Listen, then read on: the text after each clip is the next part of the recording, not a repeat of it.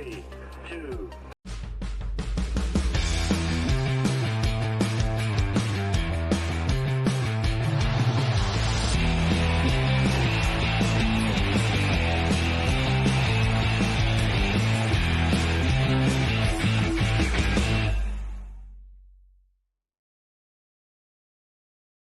Bonsoir tout le monde, bienvenue à l'épisode 1 de la saison 3 de Dans le Mille, toujours avec les mêmes animateurs, Jules et Renaud, Renaud et Jules. Ah Comment ça oui, va Renaud? ça faisait longtemps.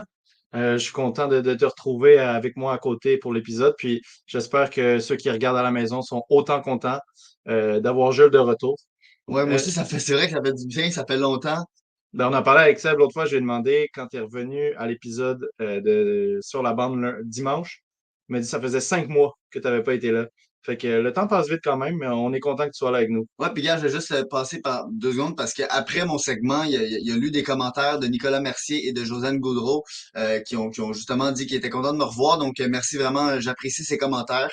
Donc on est prêt à commencer une belle saison, euh, puis en espérant être là à tous les épisodes. Oui, oui, oui, oui. On va t'attendre à tous les épisodes.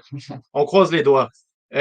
Bon, écoutez, avant de commencer dans tous les sujets positifs, tout le fun, il faut qu'on fasse ce message quand même. Là, on a eu des grosses nouvelles cet été. On voulait juste donner nos condoléances à toute la famille Goudreau, les deux frères. C'est super triste. Puis on est là en pensée pour la famille. Puis c'est ça, je pense qu'il y a des joueurs, ben pas je pense, mais je sais qu'il y a des joueurs qui n'étaient pas à l'entraînement hier et aujourd'hui à Brossard parce qu'ils étaient au funérailles. Donc c'est tout récent là. Donc encore une fois, c'est ça, toutes nos C'est condoléances. marquant, ouais. C'est marquant.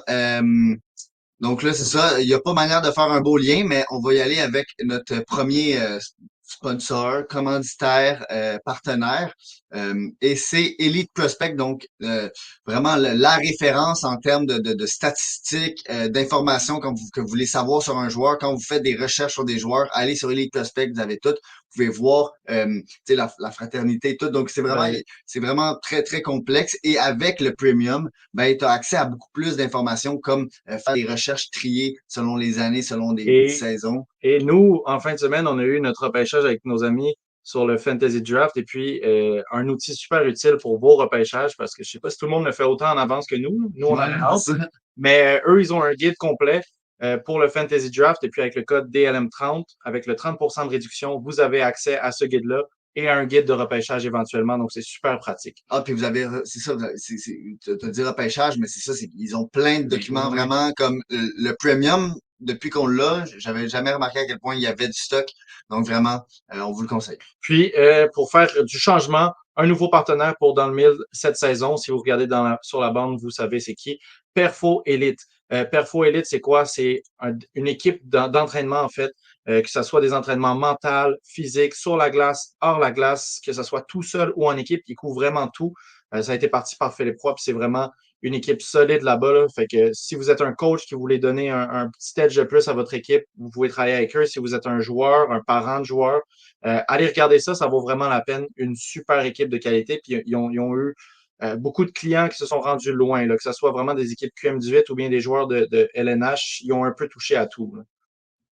Je pense qu'on est prêt pour commencer. Je Ben, veux dire, vous l'avez vu un peu dans le titre et dans la description de la vidéo, là, mais donc on va revenir un peu sur l'été des Canadiens, puis bon, ce qui va se passer dans les prochaines semaines c'est ça. pour établir des bonnes bases. Je pense que il y a eu beaucoup de contenus qui se sont faits justement sur tout ce qui est arrivé, puis ça, bon, quand on revient sur l'été, c'est quand même revenir à début juin, donc on sait qu'on revient loin, mais je pense que c'est important que nous on donne notre avis, puis qu'ensuite on peut justement continuer la saison sur ça. Ben, c'est ça, à cause écoute, plein de circonstances, ça fait en sorte que j'ai fait du contenu jusqu'à avant le repêchage, mais on a arrêté la saison plus tôt. D'habitude, on fait tout le temps un épisode d'après Ouais, repêchage, puis un live pendant le repêchage. Là, cette année, on était absent pour ceux-là. Fait que, écoute, pour vrai, rentrons là-dedans, parce que d'habitude, c'est un peu ça notre pain, là. Tu ouais. sais, quand on arrive au repêchage, c'est là qu'on fait le plus de contenu, nos analyses. Fait que, regardons un peu qui le Canadien a repêché en commençant tout d'abord par les deux gros noms, là, la première ronde, Ivan Demidov et Michael Hay.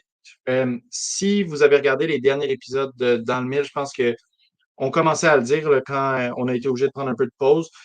Ivan Demidov au Canadien, c'est juste la situation idéale. C'est un game changer pour l'équipe. C'est un talent qu'on ne voit pas souvent. On l'a fait le profil de Ivan Demidov la saison dernière, mais pour le réitérer, il n'y a pas un joueur que j'aurais été plus content d'avoir, à part si ça avait été, admettons, McLean Celebrini, là. Puis même là, on aurait pu avoir le débat, puis je pense qu'il va y avoir ce débat-là qui va se créer à un moment donné bon, on verra vraiment comment ça va Mm. se dérouler parce que Celebrini, c'est un joueur qui va être très complet, mais je pense que Demida a le potentiel d'aller beaucoup plus élever l'offensive que Mm. Celebrini. Donc, à voir, mais c'est sûr que c'est ça. C'est le game changer que le Canadien n'a pas depuis peut-être les 30, 40 dernières années. Je veux pas commencer à faire c'est le meilleur joueur depuis Naslund. Ou, tu sais. Fait que je veux qu'on en reste à Demidov est un game changer, il est incroyable.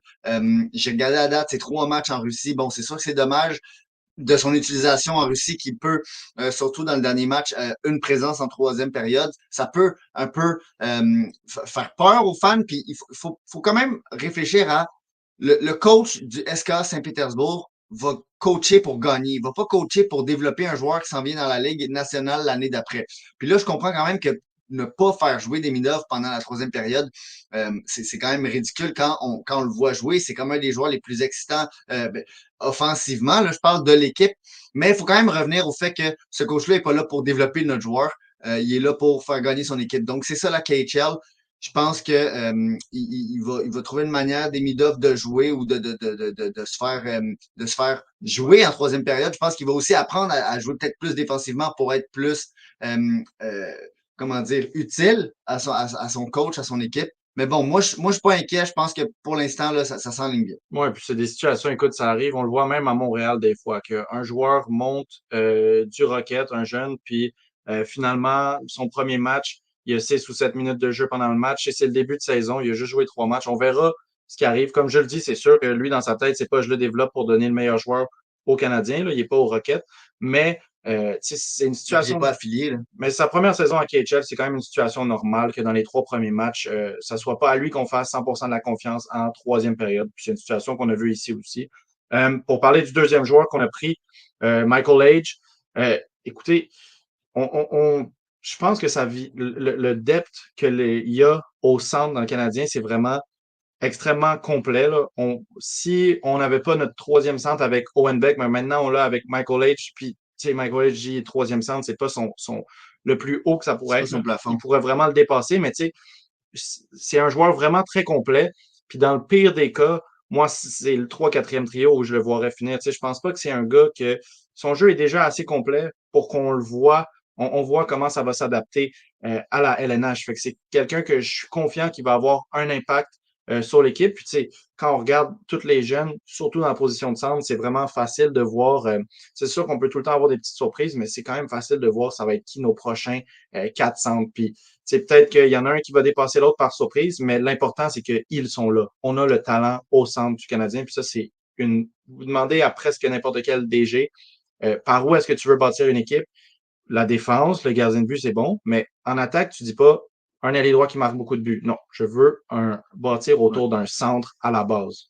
Ben, pas que je suis en désaccord avec le fait que Age peut jouer sur un troisième ou quatrième trio, mais je pense que moi, que je trouve, c'est un point positif de ce draft-là, c'est qu'ils sont allés pour un peu le boom. Ils sont allés pour un joueur qui va jouer sur le top 6. Ils sont allés pour, si ce joueur-là se développe bien, ça va être un vol. Au lieu d'y aller pour puis là, moi, c'est mon avis, mais je trouve que Sacha Boisvert, Marek Vanacker, c'est des joueurs un peu l'inverse. C'est des joueurs qui ont un plancher beaucoup plus élevé, donc que leur chance de se rendre dans la Ligue nationale est plus élevée, mais leur chance de vraiment avoir un impact digne de ce nom, selon moi, est plus bas que Age. Mais Age, moi, je pense que c'est boomer bust. Ça veut dire que Mais, il y a vraiment des chances que ce gars-là se ramasse sur un top 6. Puis moi, j'y crois. Le talent, il est là. Je pense qu'il manque un peu de vision du jeu qui va se développer à Michigan cette année. Mais sinon, je trouve que, comme tu l'as dit, il y a vraiment des atouts qui font que tu peux voir comment ce joueur-là peut se rendre dans la Ligue nationale. Mais je pense que justement, en tout cas, en ce moment, selon moi, il n'a pas développé le plan B qu'on parle. Qu'est-ce qu'il faut pour être un joueur de troisième ou quatrième trio? Troisième, à la limite, je pourrais accepter si c'est un troisième trio plus offensif, mais quand même, je pense que Age en ce moment, c'est vraiment un boomer bust. Mais c'est ouais. pas négatif, c'est juste dans le sens que moi, ce que j'aime là-dedans, c'est justement d'y aller pour le high ceiling, tu sais, le plafond élevé, d'y aller au 21e rang d'une sélection qui va demander du travail, mais qui peut rapporter très gros. Puis ça a rarement été fait par les Canadiens dans les dernières années. Puis on le voit juste, mettons, avec un Philippe Mécheur, en fait, c'est un boomer boss, Philippe Méchard aussi, mais il y a moins de latitude. Mais tu vois, comparer les deux, là, moi, je trouve que Michael Age a tellement plus les atouts qu'il faut pour venir, dans le pire des cas, tu sais, justement, si ça Ben, il y boom a le pas, gabarit, ouais. venir compenser. Mais justement, tu sais, un centre, un gabarit, puis un jeu. Tu l'as dit, il manque un peu un aspect de hockey sense, mais moi, je trouve que c'est quand même un joueur qui est Non, capable, vision du jeu. vision du jeu, qui est capable d'être responsable. Puis c'est pour ça que moi, je suis pas tant inquiet que si jamais ça boom pas, moi, je pense pas que c'est boomer boss. Moi, je pense qu'il y a quand même un potentiel. C'est un gars assez intelligent que tu pourrais enligner pour. Après, c'est sûr que l'idéal, puis le talent, il l'a, c'est que ce soit un joueur de top 6. Puis ce potentiel-là est là, puis c'est pour ça que c'est un choix excellent. Puis c'est vrai que c'est peut-être un gars moins safe pour les 3-4e trios que Sacha Boisvert, mais comparé à Philippe Mécheur, je trouve pas que c'est la même Ah, qualité de boomer boss. Philippe Mécheur, quand on l'a drafté, il jouait pas dans le centre, c'était pas un joueur ouais. physique, il y avait tellement de trucs qui lui manquaient. Il était excitant, c'est un joueur qui peut produire, il l'a montré cette saison, mais il y avait des gros trucs qui manquent. Tu sais, justement, on dit Michael Age, son jeu, il y a des aspects qui font en sorte que c'est quand même facile de le voir dans la LNH, de le transposer un peu son jeu dans la LNH. Philippe Mesher, à son année de draft, c'était pas ça du tout. Puis, ben là, écoute, je pense on va en reparler On va en dans la section reparler. du camp Ouais, parce ouais. qu'il est là, mais tu sais, est-ce qu'on est rendu à un point où quand tu le regardes jouer, tu le vois dans la LNH? Pas encore. C'est ça, ouais, c'est ça. C'est que, mes chers, j'allais te dire, on va en Ouais, reparler et vous dire, on va en reparler plus tard, vers la fin du podcast quand on parle du camp du Canadien. Mais donc, ça pour dire que moi, la première ronde, puis il y en a plusieurs qui l'ont dit que, justement, la première ronde du Canadien, même s'ils faisaient juste des choix complètement lancés, tu sais, comme par la ouais, fenêtre dans la deuxième journée, donc la ronde 2 à 7, ils avaient pareil gagné le ouais, repêchage. Pour dire que justement, ils sont allés chercher des joueurs qui pourraient vraiment venir changer l'allure du Canadien. Donc là, si on se passe à la deuxième journée, ouais. on va y aller avec bon le fils d'un ancien capitaine du Canadien, Atos Koivu, qui a fait son premier point dans son premier match en Finlande, dans la Ligue professionnelle de Finlande, de la Liga, aujourd'hui. Donc, Atos Koivu, oui.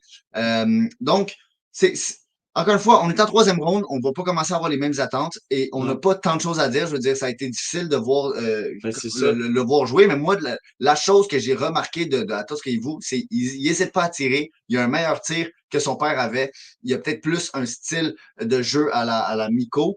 Mais bon, Oui. moi c'est ça. À date, je vais attendre de voir Puis ce qui va se passer. faut se rappeler aussi que, tu sais, Sakou vous pourquoi est-ce qu'on l'appréciait autant à Montréal? C'est vraiment pour le leadership. Tu sais, quand on parle de jeu sur glace, oui, il amène beaucoup à une équipe, mais c'était pas le joueur, c'était pas le McDavid du Canadien, là. Là. C'était vraiment ce côté-là de leadership. Fait que, tu sais, que Atos soit juste à ce niveau-là, ça amène quelque chose à une équipe, mais tu sais, si il peut être encore plus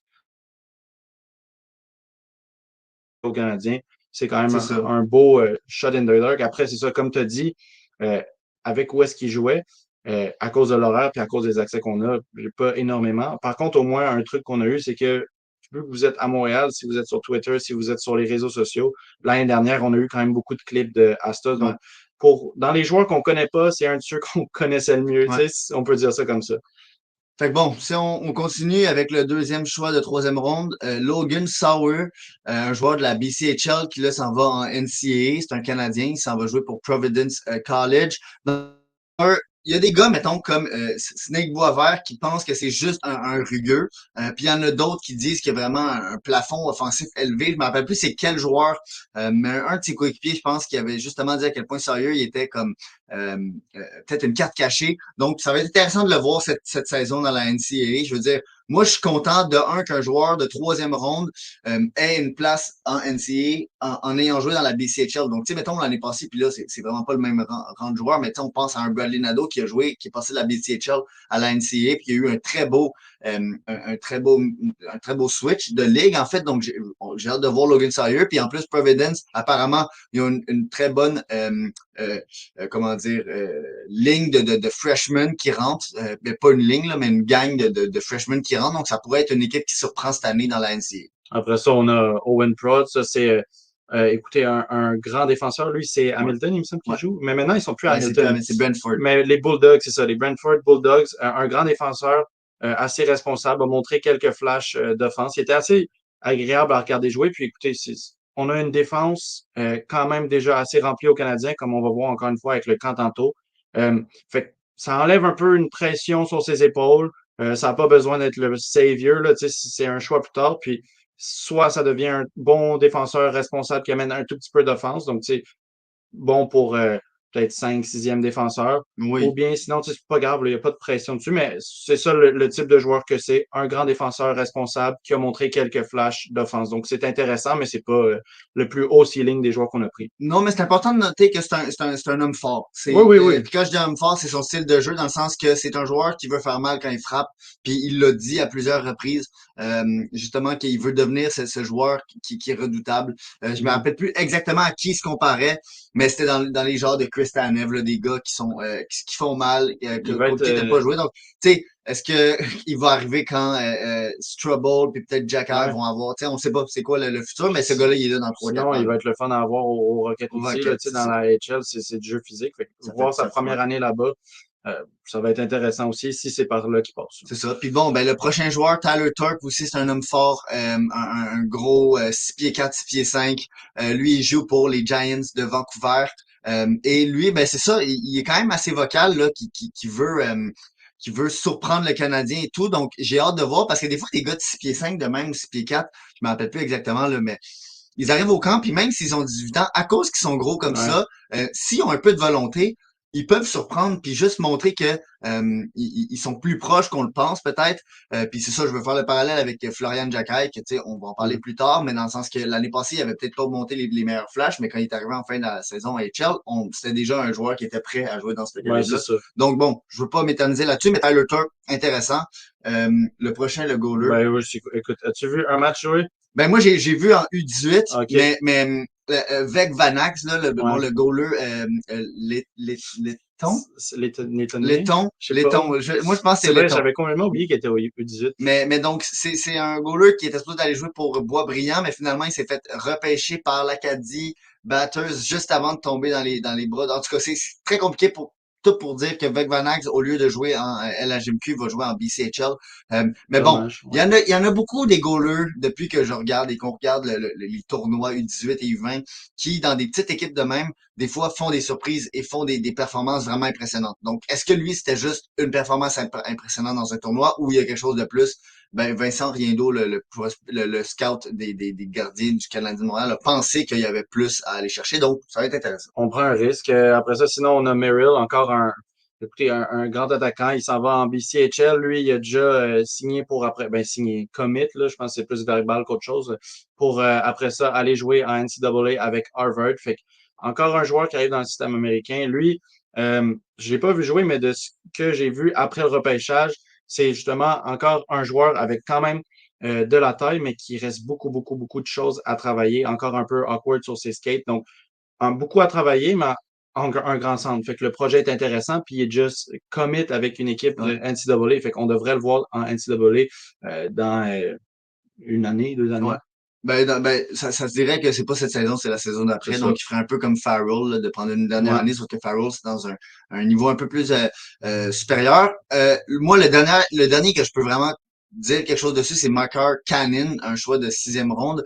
Un Russe qui, encore une fois, ça me fait penser un peu en 2020, il y avait un Russe qu'on avait repêché en 6e ou 7e ronde, Alexander Gordin, qui sont vraiment des joueurs avec un talent offensif vraiment élevé, dans le sens que puis je pense même que Cannon est beaucoup plus élevé que Gordon. Gordon, il avait un bon tir, mais Cannon, c'est vraiment ses mains, c'est son agilité, son tir est bien, mais c'est vraiment là, il est très créatif et tout. Donc, encore une fois, lui, c'est boom un boss, mais dans le sens qu'en 6e ronde, on Ouais, c'est l'appelle plus tout vraiment ça, ça, oui. là, c'est tout ça pas mal. Mais dans le sens que Cannon a vraiment justement un plancher très bas, dans le sens que ce joueur-là pourrait ne jamais se rendre dans la KHL juste parce qu'il n'aura pas appris à se développer pour devenir professionnel, ou il va devenir carrément un joueur très bon en Ligue nationale parce que justement, c'est un joueur très offensif, il est petit, mais bon, des fois, est-ce que c'est le prochain Panarin? On ne sait pas. Je veux dire, Panarin, il n'a jamais été repêché. Ouais. Je suis pas en train de dire ça, mais Puis tu sais, notre dernier choix à Bergvist, un Suédois, point. un gros un défenseur de 6 pieds 2, donc Qu'est-ce que ça vous va être voulez? intéressant de voir. C'est pas la première fois que le Canadien arrive avec une surprise, mais bon, ça fait un peu le tour du repêchage. Maintenant, on va passer quand même rapidement parce qu'on en a tellement entendu parler cet été, mais on trouvait ça quand même important de le mentionner vu le titre de l'épisode. Là, on fait un retour sur tout l'été, pas juste le repêchage. Déjà, si on y va en ordre chronologique, à la base, on a eu 2 extensions de contrat. La première qui est arrivée, c'était Juraj Slafkovský, 8 ans à 7,6 millions, donc dans les mêmes eaux que Suzuki et Caulfield. Je sais pas s'il y a quelqu'un qui a besoin d'être convaincu, là, ça avait l'air d'être pas mal unanime que c'était un excellent contrat. Slafkovský s'est amélioré la saison dernière, a pris un pas de géant, puis il y a beaucoup qui s'attendent à ce qu'il prenne un autre pas de géant cette saison. Écoutez, c'est le type de joueur que tu as besoin dans ton équipe, puis ce contrat-là était juste logique. Puis l'autre qu'on a eu, c'était Caden Goulet, 5,55 millions pendant 6 ans, donc un peu moins long, mais un peu moins gros. Écoutez, il frappe, il fait mal. Vous l'avez vu, Caden Goulet, les erreurs sont juste disparues. Là, il y en avait un peu au début, là, il est rendu responsable, puis en plus, il fait mal. Tu as besoin, un peu le même point que Stafkovski, tu as besoin d'un défenseur comme ça, sans que ça soit ton first D, tu as besoin d'un. Ouais, Puis là, on l'a pour 6 ans pour un prix très raisonnable, surtout avec le cap qui va monter monter, ouais. bientôt. Fait que Ben, considérablement dans les prochaines saisons, dont cette saison. Mais moi, de ce que j'avais entendu, c'est qu'en gros, le camp de Goulet demandait 8x8 comme Jake Sanderson. Et donc, ouais. pour Kent Hughes, c'était pas discutable. Donc, ils ont descendu à descendre un peu les années, mais le rendre à 5,5. Donc, moi, je trouve ça complètement Mais 2 ans justifiable. pour, c'est quoi, Ben, c'est quand 3,50 millions, c'est quand même excellent, tu sais. Oh oui, non, non, c'est sûr. Puis je veux dire, quand Goulet va être à sa prochaine signature, bon, il aura 28 ans environ. Donc ça Mm. va quand même faire que même pas 28 ans, il va avoir 29 ans. Donc ça Ouais. va être quand même dans son prime, dans la fin de son prime. Donc bon, ça va être là qu'il va aller chercher le gros chèque. Mais on verra. Mais tu sais, Goulet, comment je le vois, c'est pas un premier défenseur. Est-ce que c'est un deuxième défenseur? Oui, je le crois. Puis quand on parle aussi de Backer, qui est peut-être pas le premier défenseur, mais qui peut être un deuxième défenseur, ben quand tu as deux deuxièmes défenseurs là, comme Backer et Goulet, mettons, dans ton organisation, je trouve que c'est très solide. Ça peut venir pallier au manque de ce premier défenseur-là, surtout si tu as deux autres défenseurs qui sont capables d'être des troisièmes, quatrièmes, dans le sens. Tu sais, c'est une construction d'équipe Ouais, qui ouais. fait que Goulet vraiment est un pilier. Puis quand l'autre fois au podcast à la fin, on demandait un peu aux gens c'était quoi leur trio qui était des intouchables chez le Canadien. Mais moi, j'ai mis Goulet, Suzuki et Caulfield, et Stavkovski, désolé, mais Goulet, pour T'en as moi, mis c'est. 4? Ben non, non, j'ai pas T'as mis mis, Caulfield, j'ai ok, mis ouais. Stavkovski à la place. Mais dans le sens que pour moi, Goulet est l'intouchable à la défense en ce moment. Je pense Ouais. qu'il est encore plus intouchable que Hudson parce qu'il est prouvé, Mais, il est bien à Montréal. Puis à date, c'est juste des années vraiment. mais Je pense que le potentiel est encore là pour éclore. Là. Mais c'est ça, peut-être que quand on va s'en reparler là, dans 2 ans, on va dire ouais, finalement, l'intouchable en défense, c'est Rainbacker. Ouais, Mais c'est ça que Goulet a en ce moment, c'est qu'il a montré que ce niveau de jeu-là, ce qu'il était capable de bien faire en junior, il est capable de le faire encore mieux en LNH. Puis tu sais, on parle de à quel point il frappe, il fait mal, mais Goulet, ce qui est intéressant, c'est qu'il y a d'autres aspects à son jeu. Là. Tu sais, si vous son regardez coup de les matchs, patin. il tire, il bouge la rondelle. Tu sais, est-ce que c'est un gars de powerplay élite? Non, mais est-ce qu'on le paye comme un gars de Powerplay Elite? Non. Fait que si c'est un excellent contrat pour quelqu'un qui va être peut-être le premier défenseur sur ta deuxième paire, admettons. C'est Tu sais. ça. Vraiment la pièce qui colle tout ensemble dans ta défense. Puis on peut le voir avec deux autres signatures qu'il y a eu cet été de défenseurs gauchers et droitiers. Donc le premier, ben, c'est Byron qui a été signé 2 ans à 1,15, je crois. Là, c'est des peanuts, là, dans le sens que 1,15 et quelques. Mais donc pour lui, c'est vraiment un peu le make it or break it. Là. Je Ouais, sais pas comment le dire, contrat. mais dans le sens que tu sais, pour moi, c'est un peu un Byron, t'as de grandes choses à nous prouver, puis à ce salaire-là, c'est vraiment rien Ouais. de convaincant. Le point positif de ce contrat-là, c'est il fait vraiment pas mal et il est facile à bouger. Donc, si, mettons, Byron venait à prouver un petit peu Ouais. qu'il appartenait à la Ligue nationale de manière constante, c'est très facile à bouger, à Ouais. échanger, puis ça peut être attirant pour une équipe. Mais ça peut aussi être très attirant pour une équipe quand Byron va au balotage et se fait Ouais. réclamer parce il n'est plus exempté du balotage. Et la deuxième signature, Harbert Jackay, 2 ans à 1,3 millions, qui, selon moi, est vraiment un très, très bon contrat, dans le Ben sens que oui. dans les 2 prochaines années, est-ce qu'on pense vraiment se rendre en finale à la Coupe Stanley? Je pense pas.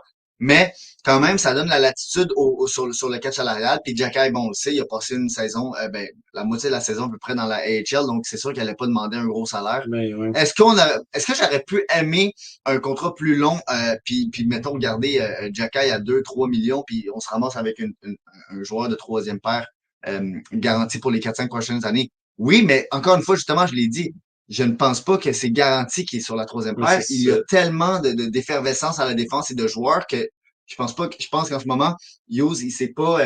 c'est compromis à un joueur. Non, puis Xhaka, on l'aime beaucoup, là, tu sais, il amène une énergie à l'équipe, mais cette année, il y a eu des grands moments aussi où c'était pas constant. Il Mhm. amenait pas tout le temps la même énergie de match à match, puis c'est pour ça qu'il allait passer une petite partie de la saison en AHL. Fait que, tu sais, est-ce que, tu sais, quand on parle du contrat de Slavkovski, il l'a eu, il s'est prouvé cette saison. Goulet, il s'est prouvé cette saison-là. Après, c'est sûr que Xhaka, c'est pas le même calibre que ces gars-là, mais est-ce qu'il a prouvé que ça serait ta roche de troisième paire?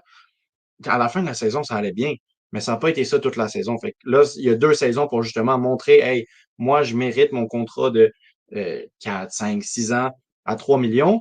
Oui, ça paye cher pour ma troisième paire, mais je vais être ta roche de troisième paire.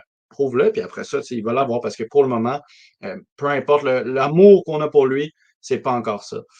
Sinon, écoute, pour finir, je pense que c'est le move de l'été qu'on a le plus parlé. Ouais. Je me souviens quand on l'a vu sur Twitter ensemble, les textes qu'on s'en la première fois, c'est incroyable, là, le deal qu'on a eu.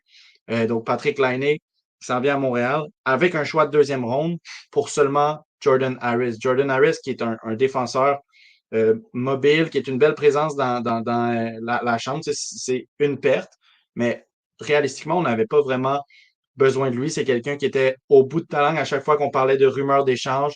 Qu'est-ce qu'on peut aller chercher? Puis, si on l'avait juste échangé pour un choix de deuxième ronde, tu sais, on aurait été, ah, OK, Ouais, c'est pas pire c'est ça. pantoute. Puis là, en plus, tu as Patrick Laine. Puis il y en a qui vont dire, oui, mais Patrick Laine, 8,5 millions pour 2 ans. Puis nous, c'est une équipe, on est une équipe pour laquelle ça fait aucun Ça mal. Là. impacte Les pas, là. Canadiens, ça change rien à leur masse salariale, avoir 8,5 millions de Laine. C'est pas comme un stress.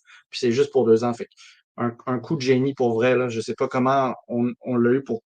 Les Canadiens l'ont eu pour autant peu.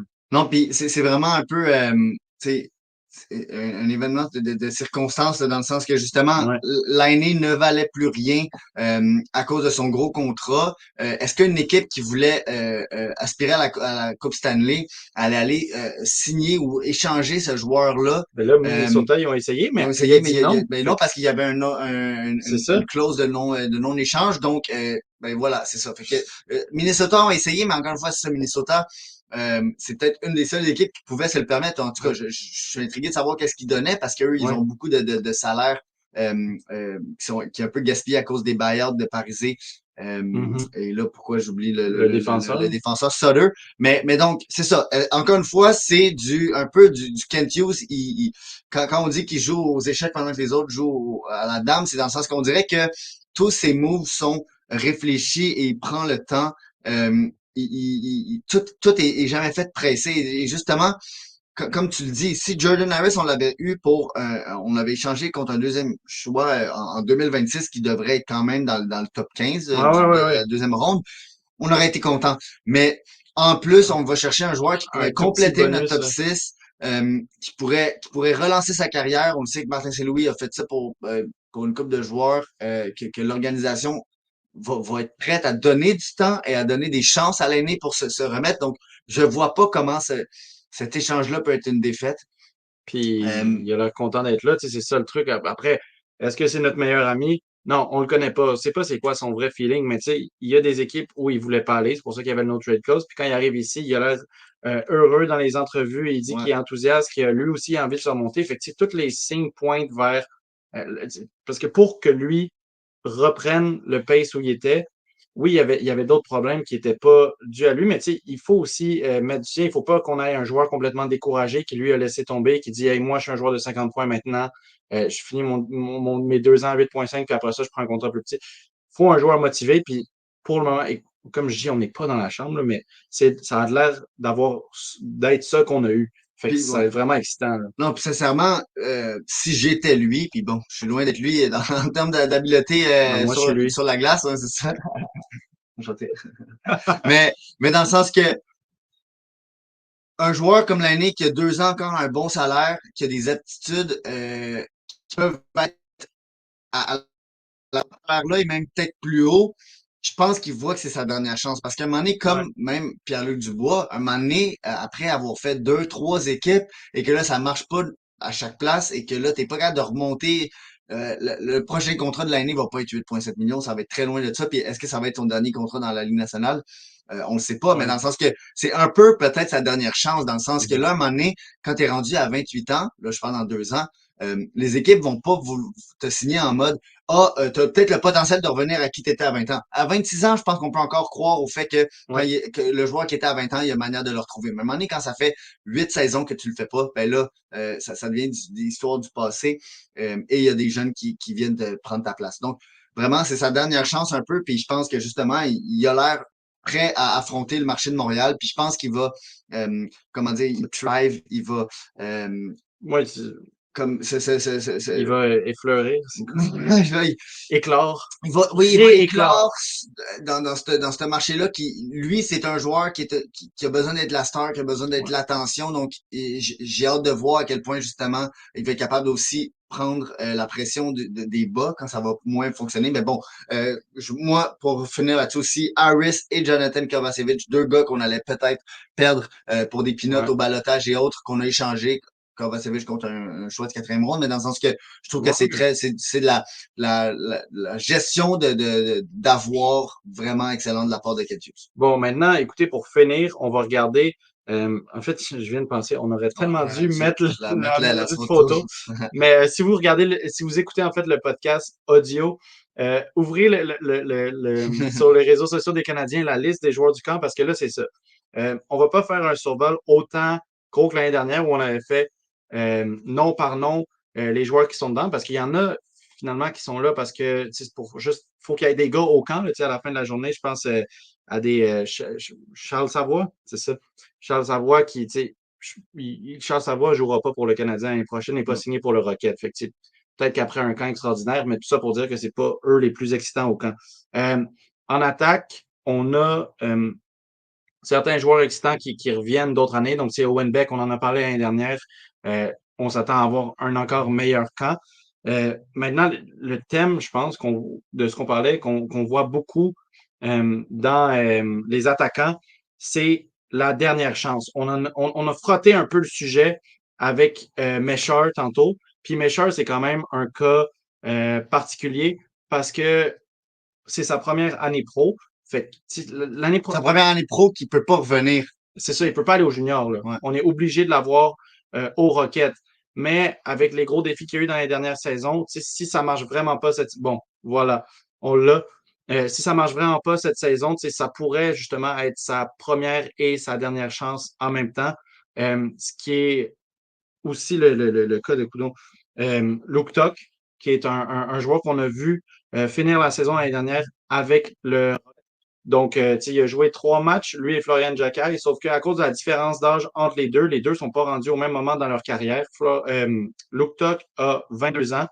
Et donc, c'est pour ça que je dis, on l'a vu jouer 3 matchs cette saison. Ça va être sa Ouais. première saison complète en AHL. Puis si ça marche pas cette saison, ben, ça va être un gars AHL. Juste, s'il y a des aspirations pour être depth en LNH, lui, ça va être en ce moment qu'il va falloir le montrer. Mais il y a deux autres gars qui, Ouais, selon moi, sont sur un siège éjectable. Puis quand je dis siège éjectable, c'est pas en mode que si ça marche pas au camp, ils sont out de la ouais, saison. ouais. C'est que c'est un peu leur dernière saison. Puis je vais y aller avec Emil Heinemann, un gars qu'on avait vraiment aimé. Il était rentré à la fin de la saison, pas la saison passée, l'autre d'avant. Il était rentré et il avait vraiment fait une très bonne production, vraiment beaucoup de buts. Je pense en 11 matchs, 7 buts. Ouais.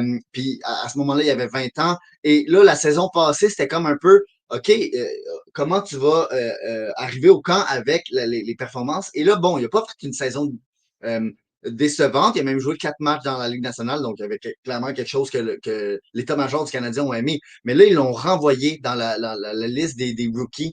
Et pour moi, ça veut vraiment dire à Emile, c'est là qu'il faut que tu nous prouves que tu es un gars. Parce que Emil Heinemann, contrairement à Ilonen, qui n'avait pas vraiment rapport sur un quatrième trio parce que c'est un gars purement offensif, Heinemann a vraiment le Ouais. build pour être Il sur est un rugueux. troisième, quatrième. Il est rugueux. Ça va être un troisième ou un quatrième trio.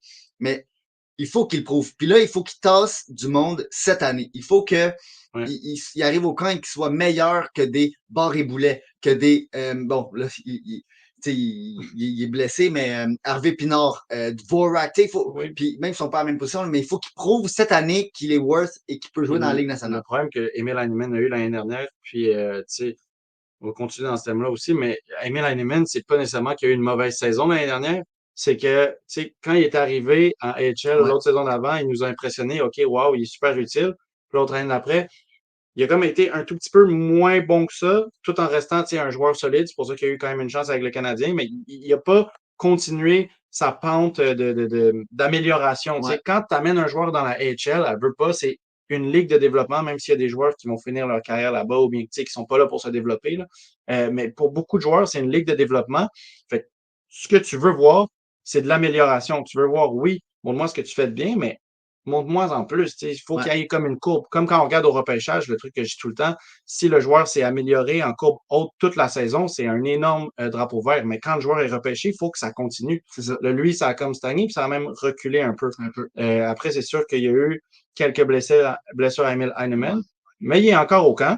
Ça va être sa chance cette saison. On se reprend, puis écoute, soit cette saison, justement, comme tu dis, il dépasse plein de gars, ou bien peut-être que finalement, ça va devenir un joueur qui reste plus HL, ou bien qui se fait dealer dans un paquet pour Ouais. on ne sait pas quoi. Ou qui, justement, comme Ilonen, se fait Balotage. signer, puis Ah ça oui, c'est s'en vrai. va. Il s'est juste fait signer. Donc, il y en a plein des joueurs de même. Puis je veux dire, aussi, le truc avec ça, c'est qu'Heinemann, il est arrivé dans l'organisation du Canadien à un moment où est-ce que nos prospects n'étaient pas prêts à devenir pros. Sauf Ouais. que là, maintenant, ça fait 2 ans. Mhm. Là, il y a une coupe de prospects qui commencent à pousser. On pense juste à un Joshua Roy qui commence à pousser. Ouais, Puis ouais. Joshua Roy, sa place est quasiment assurée dans le line-up du Canadien, selon moi. Et le dernier joueur que je veux dire qui est un peu sur justement un peu c'est la fin de son contrat, Ouais. Sean Farrell. Ouais, ouais. C'est un joueur qu'on avait beaucoup d'éloges, Ben, Renaud et moi, depuis l'année longtemps. dernière, dans quand on a fait au début de la saison les redrafts du repêchage de Ouais, Shane Farrell, c'était quelle année? c'est 2020. 2020, c'est ça. Sean Farrell, on avait fait notre top 16, je pense, puis Sean Farrell était comme 14e dedans, tu sais, au début de la saison, avant qu'il ait sa blessure Un qui lui peu de enlève ça. plein de temps dans la HL, mais il était dans notre top 16 des joueurs qu'on aurait pris dans ce repêchage-là. Fait que, tu sais, juste pour dire à quel point on le mettait en haute estime, Ouais. puis là, un peu comme à la Heinemann, oui, il y a eu une blessure qui l'a retardé, mais lui, ce qui est décevant, c'est que il monte ses flashs c'est beau, il skate, là. C'est magnifique, le voir Non, ouais. skater, Sean Farrell. Ce qu'il faisait bien, il continue à le faire bien, mais ça stagne. À un moment donné, oui, tu skates super bien, mais il faut que tu ailles créer tes changes. Pourquoi? Souvent, là, la comparaison que j'ai utilisée la saison dernière, c'était parce qu'il y avait Zachary Benson que j'aimais beaucoup au repêchage d'avant. Puis souvent, les joueurs comme Sean Farrell, c'était ça un peu mon point de référence. Pourquoi est-ce qu'un Zachary Benson marche en LNH puis qu'un Sean Farrell, lui, reste coincé en HL? Puis c'est juste le petit facteur du fait que il finit. Zachary Benson amène la puck au Ouais, ouais. net, puis il a fini. Sean Farrell, tu es super bon pour la promener partout dans la zone offensive, mais est-ce qu'il a fini? Regardez les stats. Non, tu sais, il la promène, il fait des belles passes, mais c'est jamais, mais c'est souvent pas des passes décisives. Puis son tir, ça donne pas tout le temps des buts. On veut un joueur comme ça que tu peux mettre sur ton premier power play, que tu peux mettre sur ta. Tu sais, Sean Farrell, c'est pas un joueur de quatrième ligne. Mais C'est non, un joueur. justement, quand on parlait tantôt que, tu sais, comme Age ou comme Ouais. Meshar, c'est des gars qui, ils doivent jouer sur Ouais. un rôle offensif, donc il peut pas se ramasser sur une troisième ou quatrième ligne, ça va pas fonctionner. Puis Farrell, qu'est-ce qu'on trouvait, pourquoi on l'a mis dans le top 16, justement, c'est parce que dans la NCAA, vraiment, il avait quelque chose par-dessus tout le monde en termes de Mhm. vision, vision du jeu, comment il installait le power play, comment il installait le jeu, comment il Ouais. mettait ses coéquipiers dans des situations avantageuses incroyables. Puis même, il y avait un peu de rigueur, de rudesse. Mais bon, c'est juste que là, à un moment donné, c'est ça. Peut-être que son Puis, temps commence à s'étirer. Moi, cette année, je pense vraiment que ça va être peut-être la dernière année qu'on le voit dans l'organisation des Canadiens. mais Juste par le fait que, justement, il y a trop de joueurs qui montent, puis il n'y a pas de place sur le top je 6 pour pense quand Farrell. même qu'on va être certaines des personnes qui vont avoir le plus d'espoir quand même pour lui. Moi, j'ai vu des gens qui le classaient déjà comme un joueur AHL. Moi, je pense que c'est vraiment cette saison qu'on va le savoir. À cause de la blessure l'année dernière, c'est sa saison justement pour hey, prouve-le que tu as ce potentiel-là de jouer sur un rôle important dans une équipe LNH. Parce que comme on dit, c'est pas un joueur qui va amener de la depth. Puis écoute, pour finir en attaque, on peut juste finir un peu le cas de Mesher qu'on avait commencé tantôt, dans le sens, ça rentre un peu avec le premier, le premier que j'avais dit, le Luke Tuck, première et dernière chance. Philippe Mesher, on l'a dit tantôt, c'est sa première saison où on ne peut pas le renvoyer en Ligue junior. mais c'est juste sa première année en AHL. Écoutez, si Meshaw a une saison de 20-25 points qui n'arrive pas à produire en AHL, son futur dans l'organisation du Canadien est vraiment très compromis. Là. Tu sais, je veux pas dire que c'est sa dernière chance parce que je pense pas que l'année prochaine, admettons, il buy out parce qu'il y a eu 20 points. Non, non. Mais un peu à la Riley Kidney, comme on a vu l'autre année d'avant. Riley Kidney produit à 105 points, je pense, dans sa dernière saison junior, arrive en AHL. Il met juste 20 points dans sa première saison. Puis là, maintenant, quand on regarde dans le futur du Canadien, avec toute la compétition qu'il y a, sur l'aile, au centre, en défense. Dans toutes les positions, on commence à avoir des beaux prospects, des bons prospects. Si tu n'arrives pas avec le feu, ben, tu vas te faire dépasser par des gens comme justement Heinemann, des Farrell. Mais regarde, contrairement à Riley Kidney, Meshaw n'a pas été capable de mettre des statistiques incroyables dans la Ligue de l'Ontario. Et pour un choix de première ronde qui est offensivement, qui est juste axé offensivement, on l'a pas repêché pour son aspect Non. défensif, son aspect brutalité. Vraiment, c'est décevant. Là. Je veux dire, dernière saison de 19 ans, 52 points, 45 matchs, c'est vraiment décevant. Même pas 20 buts. Tu sais, dans le sens, Puis on s'envoyait ces buts aussi. On s'envoyait des clips de, tu sais, ben c'est sûr, on en a regardé aussi, mais tu sais, des fois, les gens mettaient Hey, Flip Mesher, surtout au début de la saison, on parlait ouais, de il à avait quel point vraiment il bien marquait des buts. commencé. Ils parlaient de Hey, Flip Mesher a eu un hat-trick un peu comme Florian Jacquet. Puis des fois, tu regardes le but que le joueur a marqué, puis t'es comme Ouais, mais il y a beaucoup de buts que c'est vraiment beaucoup. Comme la même raison pourquoi tu dirais que Florian Jacquet ne sera pas un joueur qui va mettre 30 buts en LNH, c'est parce qu'il y a beaucoup des buts qu'il mettait, que c'est juste des buts. Ben, en fait, que c'est des buts qui marchent 10 fois mieux en junior. Fait que tu vas, tu sais, s'il y a 20 de tes 30 buts que c'est des buts comme ça se transpose pas super bien au niveau plus haut. Fait que donc, c'est ça, Meshaw, je veux dire, est-ce que c'est le premier choix au repêchage de Kent Hughes qu'on peut dire qui est vraiment douteux? Je pense que dès le jour, la journée du repêchage, on aurait pu dire ça. Puis bon, ben ça, en ce moment, on dirait pas que le pari de Kent Hughes a vraiment payé. Mais bon, là, on vient de parler un peu du négatif, mais il y a vraiment du positif. Puis je pense que tout le monde ici a vraiment hâte de le voir. Mais moi, je pense que c'est la défensive. Ouais. C'est peut-être la meilleure défensive, ou en tout cas le top 4 d'une défensive dans un camp de recrues depuis de longues années. Puis même l'année passée, on avait un très bon là, avec Luno, Mintyukov, et tu sais, Ouais, j'en ouais, il y en passe a là, plein. Là. Zellweger, mais là, Mayo, Hudson, Engstrom, Runbacker, deux gauchers, deux droitiers. Mm-hmm. Je veux dire, Hudson, il était incroyable. On n'a pas besoin de s'étaler sur lui, mais dans le sens que moi, je pense que ce joueur-là va rentrer dans la Ligue nationale dès le début. Par la suite, on a Mayu qui a eu une saison incroyable en AHL. Puis moi, je le dis, là, incroyable pour ce gars-là. Euh, Vraiment, là, il a montré qu'il est un joueur qui va jouer dans la Ligue nationale. Il est devenu pas juste le joueur qui avait de l'offensive dans la Non. OHL avec les Knights. Il est vraiment devenu beaucoup plus complet, beaucoup plus fiable, même si, bon, encore une fois, on va pas le mettre en Non. désavantage numérique, mais il a vraiment des meilleures prises de décision. Puis là, par la suite, Ryan Backer puis Engstrom, Ryan Backer, vraiment, je veux dire, moi, je pense que beaucoup de monde le sous-estime Ouais. encore. Et Engstrom, encore une fois, justement, je pense qu'il est sous-estimé énormément, puis que ça pourrait vraiment être en tout cas, moi, j'ai hâte de voir parce que je me dis, ces quatre défenseurs-là contre des recrues de Toronto qui sont très faibles, dans le sens que c'est vraiment pas le même pool que le Canadien. J'ai hâte de voir. Peut-être qu'on fait deux blanchissages. Ouais, ben, ça serait pas pire, hein, mais ça va être super excitant à voir. Puis il y a des gars, justement, là, ce qui est excitant, c'est il y a des gars que ça fait, ben, en fait, il y a un gars surtout, le Engstrom, que ça fait plusieurs années qu'on parle de lui, qu'on attend de voir quand est-ce qu'il va venir avec le Rocket en fin de saison. Puis finalement, il continue à jouer. L'année dernière, il met 22 points en 52 matchs en SHL pour un défenseur de 6 pieds 2 qui est capable de frapper, qui est capable de faire des bons jeux défensifs. Tu sais, est-ce que ce jeu-là va se transposer en Amérique du Nord? Avec Rainbacker, on avait les mêmes doutes. Puis finalement, quand il est arrivé, écoutez, il y a personne que c'est parti fini, qu'on peut dire, hey, c'est bon, signe-le à Ouais, 15 ans pour un contrat de sa vie. On ouais. sait qu'il va. Tu sais, mais Rainbacker était quand même très, très à l'aise en AHL. Fait, est-ce que Engstrom, ça va donner la même chose? J'ai tellement hâte de voir parce que ça fait quand même longtemps qu'on en parle. Puis je pense qu'il faut juste pas se laisser l'opinion d'Engstrom être teintée avec parce qu'avant, on en parlait beaucoup avec Mathias Norlinder. Ouais. c'est pas du tout, je sais pas s'il y en a qui regardent, qui ont eu cette comparaison-là déjà, là, mais c'est pas du tout le même type de joueur. Un Norlinder a pas les muscles et il peut Mais pas faire le autant carrure. mal que Engstrom, mais les deux ont produit quand même à un taux similaire en Suède, même que Engstrom, La seule affaire, c'est qu'Engström a produit en SHL, donc c'est la ça. première ligue de Suède. Ouais, c'est ça. Norlinder ne s'est jamais rendu dans cette ligue-là.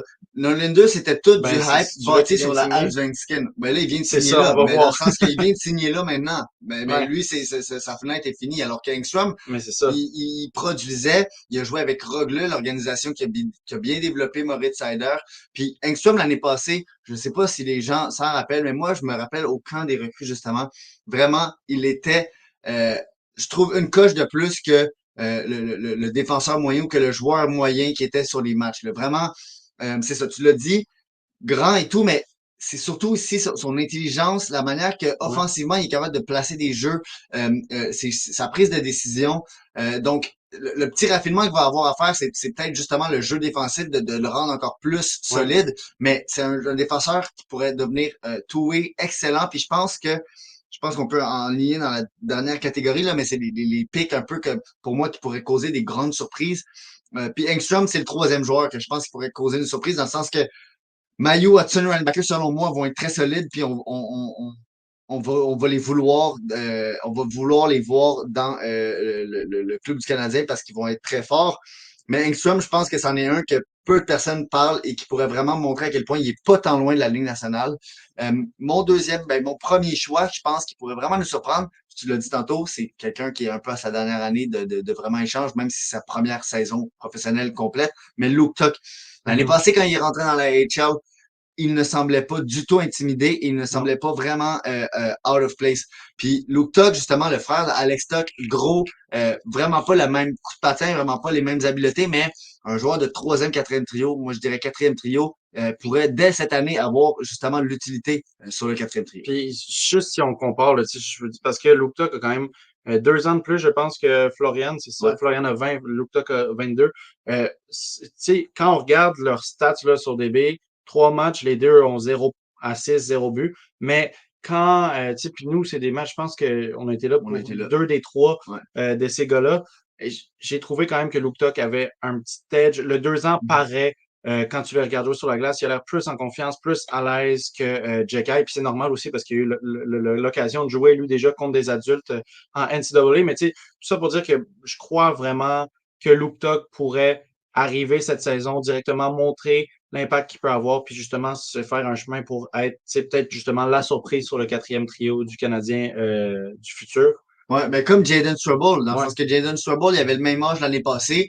Il est rentré très solide dans la HL, puis au milieu de la saison, il a été monté. Donc, Luke Tuck, je pense que si c'est pas au début de la saison parce qu'on a trop de contrats, je pense qu'il pourrait justement montrer à Kent Hughes, hey, je suis prêt à jouer en haut, fais des échanges, tasse du monde pour que moi je rentre en haut. Puis ma dernière surprise, tu l'as dit, Florian Jacquet, je pense que on peut pas bet contre les Jacquet. Puis Mm. à date, ils ont l'air de vraiment justement prouver leur valeur.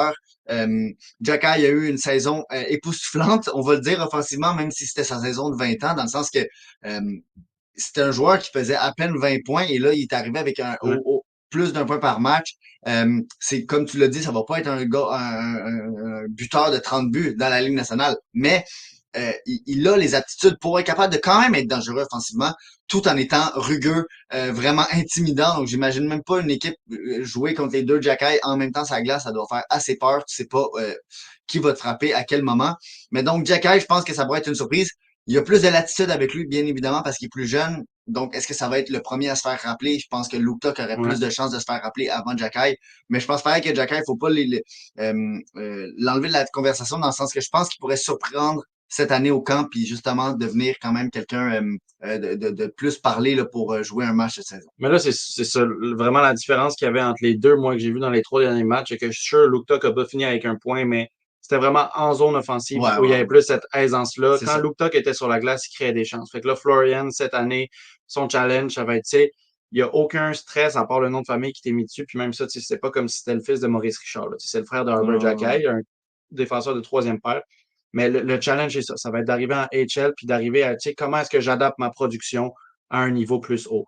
Là, écoutez, pour finir, on a eu quand même un commentaire là-dessus. Vous allez voir qu'il y a une petite erreur en fait, pas une erreur, là, mais il y a une correction à faire sur leur fiche de quand des recrues. Malheureusement, on a Quentin Miller qui a eu une blessure dans un match de pré-saison il y a tout récemment, comme c'est Philippe qui nous disait. Salut Philippe, merci.